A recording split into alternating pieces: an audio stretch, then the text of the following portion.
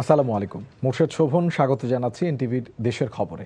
পদ্মা ব্যারেজের পর তিস্তা ব্যারেজের কাজে হাত দেওয়ার ঘোষণা দিয়ে প্রধানমন্ত্রী তারেক রহমান বলেছেন, বিএনপি সরকার কথায় নয় কাজে বিশ্বাসী।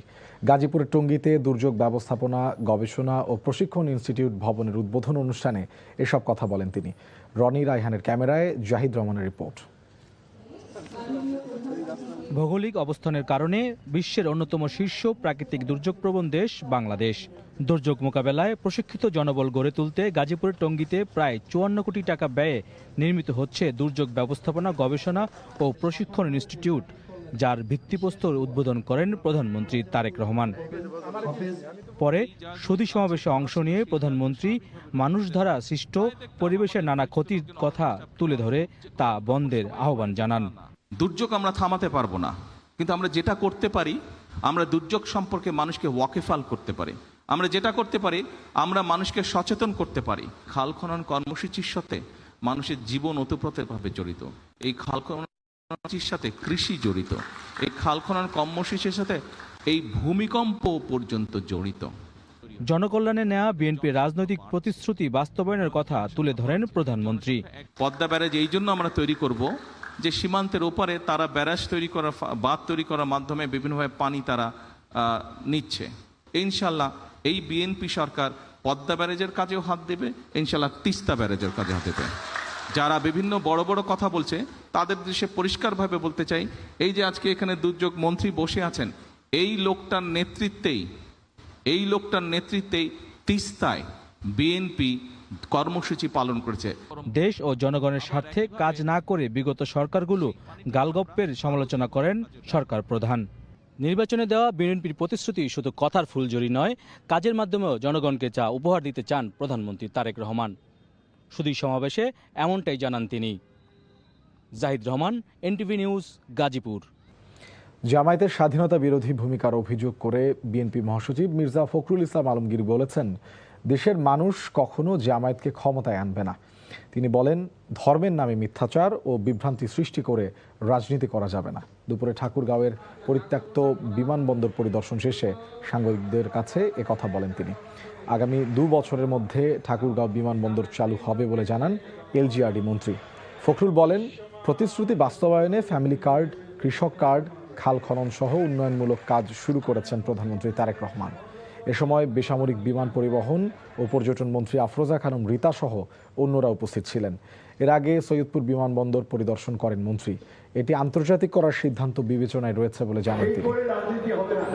জনগণের ভালো কথা পেতে হলে সত্য কথা বলে জনগণকে ভালো চিনতে হবে। এই দেশের মানুষ জামাতকে ক্ষমতায় আনবে, খুব পরিষ্কার কথা। কেন? এই জামাত ইসলাম 1971 সালে আমার স্বাধীনতার বিরোধিতা করেছিল। আমাদের যারা যোদ্ধা ছিল, মুক্তিযোদ্ধা ছিল, তাদেরকে হত্যা করছে। আমাদের মা আমাদের সংগ্রাম বিরাট করছে। কোনো মতেই তাদেরকে ক্ষমতায় নিয়ে আসতে পারি না, এই দেশের মানুষ পারে না। সমাজ কল্যাণ ও মহিলা শিশু বিষয়ক মন্ত্রী অধ্যাপক ডাক্তার AZM জাহিদ হোসেন বলেছেন, শেখ হাসিনার বুকে সাহস থাকলে দেশে ফিরে এসে আদালতে আত্মসমর্পণ করুক। সকালে সাভারের পশ্চিম ব্যাংক টাউন এলাকায় ক্রীড়া কমপ্লেক্স নির্মাণ প্রকল্প পরিদর্শন শেষে তিনি এ মন্তব্য করেন। মন্ত্রী বলেন, 5ই আগস্টে শেখ হাসিনা পালিয়ে গেছে। দেশের মানুষও চায় উনি দেশে ফিরে আদালতে আত্মসমর্পণ করুক। জুলাই হত্যাকাণ্ডের বিচার হোক।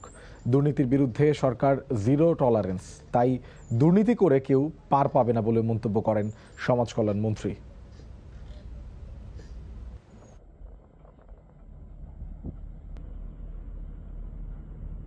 কেউ একজন বলেছে যিনি বুক ফুলিয়ে আসবে। আমরা তো চাই যে সাহস থাকলে এসে আইসিটিতে মুখোমুখি হন, আইনের মুখোমুখি হন, তাহলে বোঝা যাবে যে বাপের বেটি কেমন। আমরা যে কোনো ধরনের দুর্নীতির ব্যাপারে বর্তমান সরকার একদম জিরো টলারেন্স। নিজেরা তো করবোই না, কাউকে করতেও দেব না। খুলনা মেডিকেল কলেজ হাসপাতালের 3য় তলায় আগুন লাগায় আতঙ্কিত হয়ে এক বৃদ্ধ নিহত হয়েছেন। হুড়োহুড়ি করে নামতে গিয়ে আহত হয়েছে আরও 5 জন। এদিকে হাসপাতালে পরিদর্শনে গিয়ে নানা অনিয়ম ও অব্যবস্থাপনা দেখে ক্ষুব্ধ স্বাস্থ্যমন্ত্রী সরদার মোহাম্মদ সাখাওয়াত হোসেন। সকালে হাসপাতালটির 3য় তলায় অগ্নিকাণ্ডের ঘটনা শুনে পরিদর্শনে যান তিনি। এ সময় হাসপাতালে রেবিড ভ্যাকসিন রোগীদের টাকা দিয়ে কেনার ঘটনা দেখে ক্ষোভ প্রকাশ করেন স্বাস্থ্যমন্ত্রী।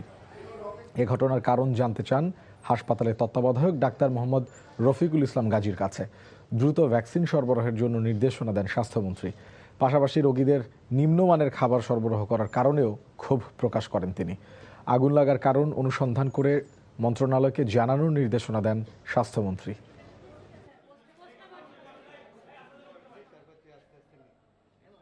নতুন আরেকটা কমিটি এখন গঠন হয়েছে। আগামী 24 ঘন্টার ভিতরে, মানে আগামীকাল সন্ধ্যার আগে, তারা কি কারণে আগুনের কাজটা ঘটলো এটা রিপোর্ট দেওয়ার জন্য বলেছি এবং আমাকে একটা কপি পাঠাতে বলেছি। আমি ভিডিও করে নিয়েছি। মাননীয় প্রধানমন্ত্রীর সাথে আগামীকাল আলাপ করে যত দ্রুত সম্ভব ইনশাল্লাহ এটাকে আমরা পুনরায় প্রতিস্থাপিত করব। চট্টগ্রামে আইনজীবী শহীদ অ্যাডভোকেট সাইফুল ইসলাম আলিফ হত্যাকাণ্ডের মামলায় বাদীর সাক্ষ্য গ্রহণ শেষ হয়েছে। মামলার পরবর্তী শুনানির তারিখ নির্ধারণ করা হয়েছে আগামী 24শে জুন দুপুরে। চট্টগ্রাম বিভাগীয় দ্রুত বিচার ট্রাইব্যুনালের বিচারক মোহাম্মদ জাহিদুল হক শুনানি শেষে আলিফ হত্যা মামলায় আসামি চিন্ময় কৃষ্ণ দাসের পক্ষে ষষ্ঠবারের মতো সময় আবেদন নামঞ্জুর করেন। একই সঙ্গে মামলার বাদী ও প্রথম সাক্ষী নিহত আইনজীবী আলিফের পিতা জামাল উদ্দিনের সাক্ষ্য সমাপ্ত ঘোষণা করে পরবর্তী সাক্ষীর সমন ইস্যুর আদেশ দেন। মামলার পরবর্তী শুনানির তারিখ নির্ধারণ করা হয়েছে আগামী 24শে জুন। গাজীপুরে প্রকৌশল ও প্রযুক্তি বিশ্ববিদ্যালয়ের নতুন উপাচার্যকে প্রত্যাখ্যান করে কমপ্লিট শাটডাউন ঘোষণা করেছেন আন্দোলনরত শিক্ষার্থীরা। 3 দফা দাবিতে আজও বিশ্ববিদ্যালয়ের মূল ফটকে তালা ঝুলিয়ে কর্মসূচি পালন করছেন আন্দোলনকারীরা। এতে প্রশাসনিক কার্যক্রমের স্থবির হয়ে পড়ে। শিক্ষার্থীরা জানান, নতুন উপাচার্যের নিয়োগ বাতিল করে পুনরায় ডুয়েট থেকে উপাচার্য নিয়োগ দিতে হবে। পরবর্তী ঘোষণা না দেওয়া পর্যন্ত ডুয়েট ক্যাম্পাস কমপ্লিট শাটডাউন কর্মসূচি চলবে বলে ঘোষণা দেন তারা। চট্টগ্রাম বিশ্ববিদ্যালয়ের নিরাপত্তা জোরদারের দাবিতে বিক্ষোভ মিছিল করেছে বাংলাদেশ ইসলামী ছাত্র শিবির। দুপুরে চাকসু ভবনের সামনে থেকে একটি বিক্ষোভ মিছিল প্রশাসনিক ভবনের সামনে দিয়ে সোহরাওয়ার্দী হল প্রদক্ষিণ করে 0 পয়েন্টে সমাবেশ করে। সমাবেশের শিবির নেতারা বলেন, ক্যাম্পাসে শিক্ষার্থীদের নিরাপত্তা নিশ্চিতে অভিযুক্ত অপরাধীদের স্থায়ী বহিষ্কার করতে হবে। একই সঙ্গে অস্ত্র ও মাদক মুক্ত পরিবেশ নিশ্চিত এবং পুরো বিশ্ববিদ্যালয়ে সিসিটিভির আওতায় আনার দাবি জানান তারা। বিদ্যুৎ, জ্বালানি ও খনিজ সম্পদ মন্ত্রণালয়ের প্রতিমন্ত্রী অনিদ্য ইসলাম অমিত বলেছেন, জ্বালানি খাতে আমদানি নির্ভরতা কমিয়ে গ্যাস উৎপাদনে স্বয়ংসম্পূর্ণ হতে সরকার কাজ করছে। এরই মধ্যে সরকার কামতা 2 ও তিতাসের 3টি নতুন কূপ খনন কাজ শুরু করেছে। এই 4টি কূপের গ্যাস উৎপাদনের মাধ্যমে আগামী বছর জুনের মধ্যে 55 মিলিয়ন ঘনফুট গ্যাস জাতীয় গ্রিডে সরবরাহ করতে পারবে। দুপুরে গাজীপুরের কালীগঞ্জ উপজেলার কামতা গ্যাস ফিল্ডে মূল্যায়ন কাম উন্নয়ন কূপ খনন কার্যক্রমের উদ্বোধন করে তিনি কথা বলেন। প্রতিমন্ত্রী বলেন, এটি শুরু হলে বসে থাকা কারখানাগুলোকে গ্যাস সরবরাহ করা হবে। অপরদিকে জ্বালানি আমদানি করতে গিয়ে বৈদেশিক মুদ্রার উপরে যে চাপ তৈরি হচ্ছে সে চাপটাও কমে আসবে। আমরা আস্তে আস্তে জ্বালানি এবং বিদ্যুৎ খাতে আমদানি নির্ভরতা কমিয়ে আনব এবং আমরা এই ক্ষেত্রে স্বাবলম্বী হব। আমাদের মূল লক্ষ্য হচ্ছে সাশ্রয়ী মূল্যে নিরবিচ্ছিন্ন জ্বালানি এবং বিদ্যুৎ সরবরাহ নিশ্চিত করা। শরীয়তপুর সদর হাসপাতালে চিকিৎসক নাসির ইসলামের উপর হামলার প্রতিবাদে দেশের বিভিন্ন স্থানে মানববন্ধন কর্মসূচি পালিত হয়েছে। দুপুরে ভৈরব উপজেলা স্বাস্থ্য কমপ্লেক্সে এই কর্মসূচি পালন করেন চিকিৎসক, নার্স ও কর্মচারীরা। এ সময় বক্তারা বলেন, চিকিৎসকদের উপর বারবার হামলা উদ্বেগজনক। অবিলম্বে হামলাকারীদের আইনের আওতায় আনা এবং চিকিৎসক সুরক্ষা আইন কার্যকর করার দাবি জানান তারা। একই দাবিতে নীলফামারী সহ দেশের বিভিন্ন স্থানে মানববন্ধন ও প্রতিবাদ সমাবেশ করেছেন চিকিৎসক, নার্স, মেডিকেলের শিক্ষার্থীরা। সিলেটের গোয়াইনঘাট সীমান্তে ভারতে অনুপ্রবেশকালে মানব পাচারকারী দলের এক সদস্য সহ 10 জনকে আটক করেছে বিজিবি। সীমান্তবর্তী উপজেলা গোয়াইনঘাটে সাম্প্রতিক সময়ে মানব পাচার সহ অন্যান্য অপরাধ প্রবণতা বৃদ্ধি পাওয়ায় নিজেদের টহল বাড়িয়েছে বিজিবি ও পুলিশ। অবৈধভাবে মানব পাচারের খবরে গতরাতে উপজেলার হাজিপুর বাজারে অভিযান চালিয়ে অনুপ্রবেশ চেষ্টার অভিযোগে 10 জনকে আটক করে বিজিবি। তাদের মধ্যে আলামিন আহমেদ মানব পাচার চক্রের সদস্য বলে জানায় বিজিবি।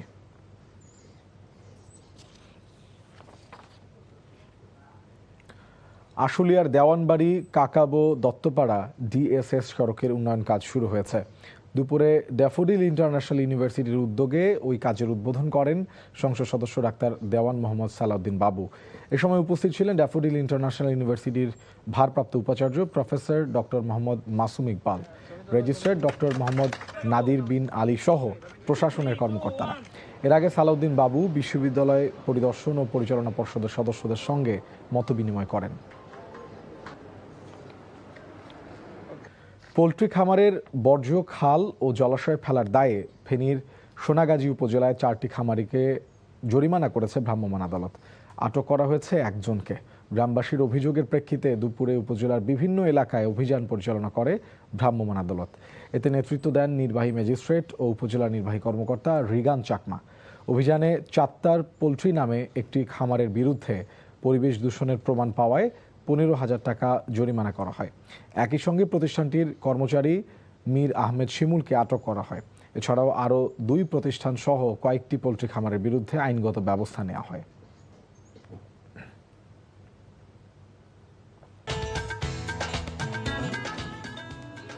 এই ছিল দেশের খবরে। এই খবরে ভিডিও সহ আপডেট জানতে ভিজিট করুন এনটিভি অনলাইন www.ntvbd.com। এছাড়াও এনটিভির জনপ্রিয় সব অনুষ্ঠান ও খবরের আপডেট জানতে ভিজিট করুন আমাদের ইউটিউব ও ভেরিফাইড ফেসবুক পেজ। 6টায় ইভিনিং নিউজ দেখার আমন্ত্রণ রইল। ধন্যবাদ সবাইকে।